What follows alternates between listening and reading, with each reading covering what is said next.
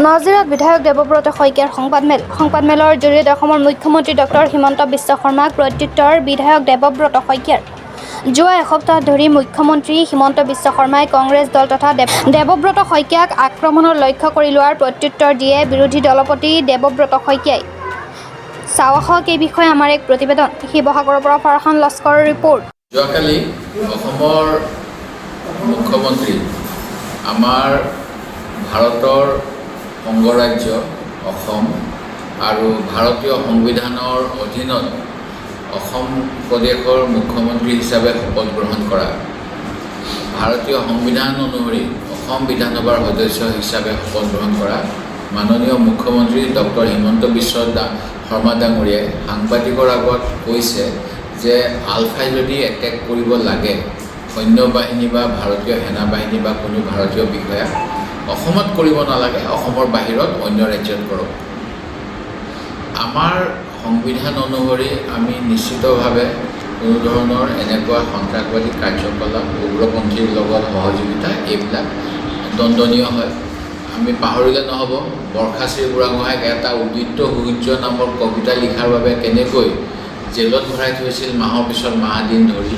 তেনে সময়ত মুখ্যমন্ত্ৰীয়ে আলফাক অসমৰ বাহিৰত গৈ ভাৰতীয় সেনাক আক্ৰমণ কৰিবলৈ যি মুকলি আহ্বান জনালে, ইয়াৰ বাবে অসমৰ গুৱাহাটীত হেডকোৱাৰ্টাৰ থকা ষ্টেট ইণ্টেলিজেঞ্চ ব্যুৰো বা ভাৰত চৰকাৰৰ যিবিলাক গোয়েন্দা সংস্থা আছে অথবা অসম আৰক্ষীৰ DGP মহোদয়ে, মুখ্যমন্ত্ৰী মহোদয়ে এনেকুৱা দেশ বিৰোধী বক্তব্য ৰখাৰ বাবে কি ব্যৱস্থা ল'ব মোৰ প্ৰশ্ন। মুখ্যমন্ত্ৰী মহোদয়েও অসমৰ বাহিৰত সেনা বাহিনীক আক্ৰমণ কৰিবলৈ আলফাৰ হৈ যাব নেকি, এইটো মোৰ প্ৰশ্ন। সোণাপুৰৰ য'ত উচ্ছেদ হৈছে এই গোটেই এৰিয়াবিলাক মই অসমত 8টা ট্ৰাইবেল ব্লক আৰু 8টা ট্ৰাইবেল বেল্ট আছে। এই ট্ৰাইবেল বেল্ট আৰু ব্লকৰ বিভিন্ন সময়ত উচ্ছেদৰ কথা কোৱা হয়। এতিয়া কচুতলিত উচ্ছেদ চলি আছে, কিন্তু কচুতলিৰ সমীপতে বহুকেইটা উদ্যোগ আছে, যি উদ্যোগসমূহ চিমেণ্ট উদ্যোগ আৰু অন্যান্য উদ্যোগ, এই উদ্যোগসমূহকো যাতে উচ্ছেদ কৰে তাৰ বাবে স্থানীয় জনজাতি সংগঠনে দাবী কৰাৰ পিছতো তেখেতসকলৰ প্ৰতি কিন্তু এটা বেলেগ দৃষ্টিভংগী বিজেপি চৰকাৰখনে লৈ আছে। এই কথাও আপোনালোকক ক'ব বিচাৰোঁ। যিখন মই Assam state capital region development অথৰিটিৰ কথা কৈছিলোঁ, তাত স্পষ্টকৈ কোন কোন অঞ্চলত এই আইনখন প্ৰচলিত হ'ব উল্লেখ কৰা আছে।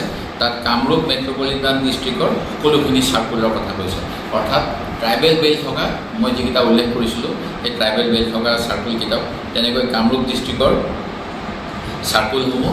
আৰু এই কামৰূপত আমি জানো বিভিন্ন জনজাতিৰ লোক এতিয়াও বসবাস কৰে, আৰু এই জনজাতিৰ লোকসকলৰ যিখিনি দাবী তেখেতসকলে বিভিন্ন সময়ত এই দাবী কৰি আহিছে যে তেখেতসকলৰ মাটিৰ পৰা বাকী মানে সুৰক্ষিত কৰিব লাগে, কিন্তু চৰকাৰখনে এই ক্ষেত্ৰত কোনো কাম কৰা নাই। আৰু ইয়াৰ প্ৰমাণ যোৱা সময়ছোৱাত বিভিন্ন সংবাদ মাধ্যমত বাতৰি আৰু অন্যান্য আছে। ঠিক তেনেকৈ যিটো 2019 চনৰ লেণ্ড পলিচি আছিল, লেণ্ড পলিচিৰ 17.5 নম্বৰ দফাত আছিলে যে ট্ৰাইবেল চাউথ কামৰূপৰ প্ৰটেক্টেড বেল্টৰ মাটি কিনা বেচা কৰিব লগা হ'লে আগতীয়াকৈ চৰকাৰৰ পৰা অনুমতি ল'ব লাগে। কিন্তু কেবিনেট সিদ্ধান্ত কৰি এই আগতীয়া চৰকাৰী পাৰ্মিশ্যনৰ ব্যৱস্থাটো নাইকিয়া কৰি দিয়াৰ এটা ব্যৱস্থা কৰা হৈছিল। ইয়াৰ বিৰুদ্ধেও বিভিন্ন জনজাতীয় সংগঠনে এই বিজেপি চৰকাৰখনৰ বিৰুদ্ধে প্ৰতিবাদ সাব্যস্ত কৰিছিল, ৰাজহুৱা প্ৰদৰ্শন কৰিছিল। আনকি 2021 চনৰ নৱেম্বৰ মাহত 2 ঘণ্টাৰ বাবে বিভিন্ন জিলাৰ জিলা উপায়ুক্ত আৰু মহকুমাধিপতিৰ কাৰ্যালয়ৰ সন্মুখত tribal coordination committee of tribal organisations Assam, অৰ্থাৎ যিটো এপেক্স বুলি তেখেতসকলৰ বিভিন্ন জনজাতি সংগঠন, তেখেতসকলে 2 ঘণ্টীয়া প্ৰতীকী প্ৰদৰ্শন কৰিছিল। এই গোটেইবিলাক হৈছিল আপোনালোকে জানে এই বিজেপি চৰকাৰৰ বিভিন্ন জনজাতি বিৰোধী সিদ্ধান্তৰ বাবে।